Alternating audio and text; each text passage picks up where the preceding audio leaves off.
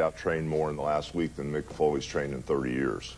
You know, I went ahead while Mick Foley was sleeping and eating cheeseburgers and M&Ms. I was in the gym working out. I work out 2 hours a day. I've been doing it for 30 years. It depends on where you want to be. The early bird ain't no worm. I mean, when these guys are sleeping, I'm training.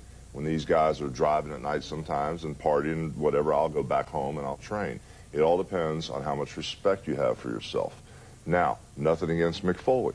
I didn't have to prostitute my body and throw myself, you know, over the coals into the fire and the glass to make $1. I decided to train and go another way. I think he's never wrestled with me.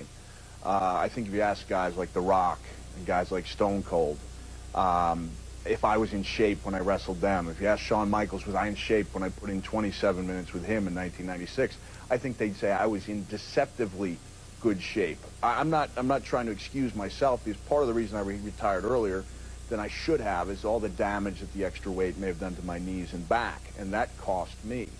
But for Hulk Hogan to say that, I think is a lie, and I think it's kind of cruel. And I think if Hulk Hogan were to have wrestled me in his career, that he would sound more or less like a whiny girl in a porno film, saying not so fast and not so hard, because he didn't like the contact.